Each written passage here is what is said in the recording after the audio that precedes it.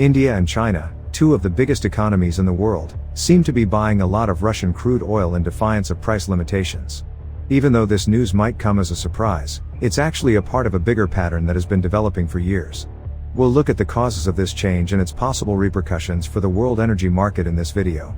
There is much to discuss here, ranging from the formation of a Russia-China-India alliance to the continuous drive toward renewable energy. According to recent sources, Russia's crude oil prices are far over the February cap, and this is being purchased by China and India, two of the world's greatest economies.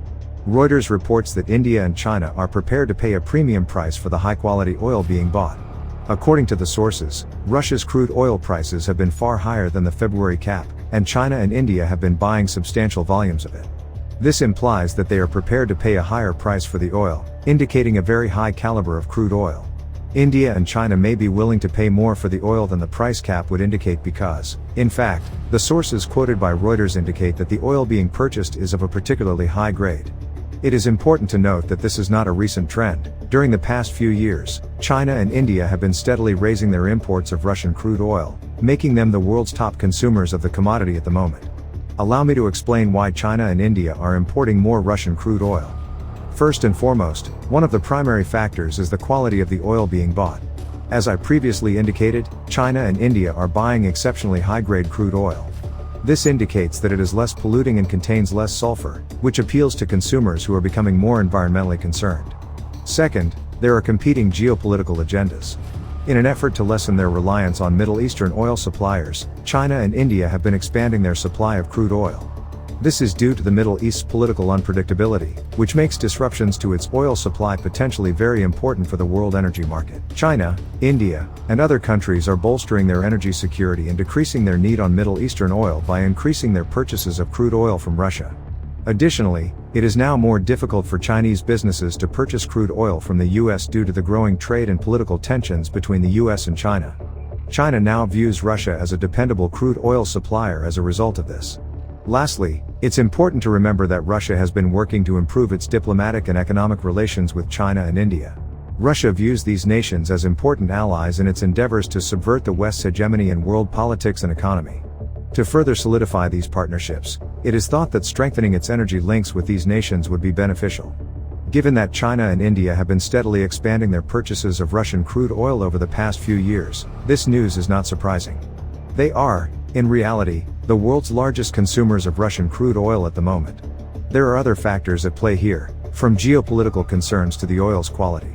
The market for Middle Eastern oil is expected to drop as China and India become more dependent on Russian oil, which might have a big effect on the economies of the Middle Eastern countries. Furthermore, according to modern diplomacy, the growing reliance of China and India on Russian oil is a sign of the establishment of a Russia-China-India bloc in the East. This growing bloc may affect the balance of power in the area and have a big impact on the world energy market. The global energy environment could change as a result of this bloc's establishment, especially in terms of supply and demand dynamics. Russia, China, and India are expected to have a bigger impact on the world energy markets as a result of their continued collaboration in the energy industry. This might have important political and economic ramifications.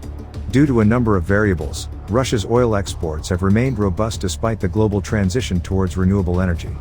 The fact that many nations, including China and India, still largely rely on oil to power their economy is one of the primary causes. This is particularly true in developing nations where the need for energy is rising quickly. As a result, a lot of nations still purchase oil from Russia, one of the biggest oil producers in the world. Due to their expanding economies, China and India now require more energy than ever before, and they are looking to Russia to supply it. More crude oil has been purchased by both nations from Russia than in the past, and this trend is anticipated to continue in the years to come. This is partially due to the fact that Russia is an appealing alternative for these nations since it provides premium crude oil at affordable rates.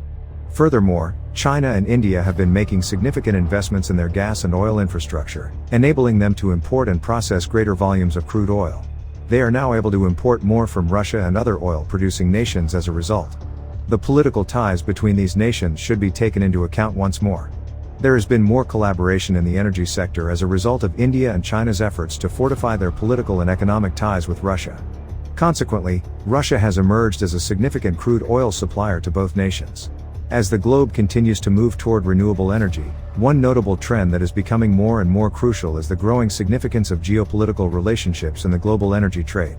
The shift away from fossil fuels is probably going to take a while, even if renewable energy is predicted to become more and more significant in the world's energy mix in the years to come.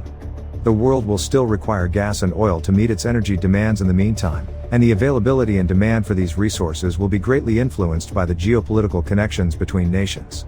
For instance, the recent reports that China and India are buying sizable amounts of Russian crude oil beyond the February price cap demonstrate these nations' rising sway over the world energy market. The global energy market's power dynamics are probably going to change as long as the world keeps moving toward renewable energy. The geopolitical relationships between nations, especially those whose economies mostly depend on the export of gas and oil, may be significantly impacted by this. For instance, when renewable energy sources proliferate, nations that primarily rely on oil exports, like Saudi Arabia and Russia, may find that their influence in the world energy market declines. With global energy consumption continuing to transition toward renewables, it will be intriguing to watch how these geopolitical linkages develop in the years to come. While nations who are significantly investing in renewable energy may see a rise in their economic and geopolitical influence, those that rely largely on oil and gas exports may be forced to diversify their economies and lessen their reliance on these resources. It will be interesting to see these tendencies develop as a complex interaction of geopolitical, economic, and technological forces shapes the future of the energy market. In closing, one illustration of the intricate dynamics at work in the world energy market is the fact that China and India are purchasing sizable volumes of Russian crude oil over the February price cap. This is an exciting time for the energy market because of the rise of the Russia-China-India bloc and the continuous transition towards renewable energy. We'll keep you updated with the newest developments as they happen. After initially rising 1% on Wednesday, oil prices were remaining stable as the Israel-Hamas conflict intensified in Lebanon. Israel had launched several attacks in southern Lebanon in response to a Hezbollah rocket fire, raising worries of a wider battle. 7 persons were allegedly injured earlier on Wednesday in strikes that originated in Lebanon and went into northern Israel. Shortly after, Israel retaliated, sending its fighter jets into a string of raids into the southern part of Lebanon, apparently resulting in the deaths of at least 4 persons and the injuries of numerous others. The cross-border strikes between Israel and Lebanon occur as Palestinians prepare for an attack on the southern city of Rafah following the collapse of truce negotiations that concluded in Egypt on Tuesday. The US, Israel, Egypt, and Qatar have been attending the meetings, but there has been no progress, and there is no sign that more will be held. On Wednesday, Brent crude was up little by 0.12% at $82.67, while West Texas Intermediate, WTI, was down 0.18% at $77.33. The market's positive assessment of OPEC's strong growth forecast was another factor driving oil prices on Wednesday.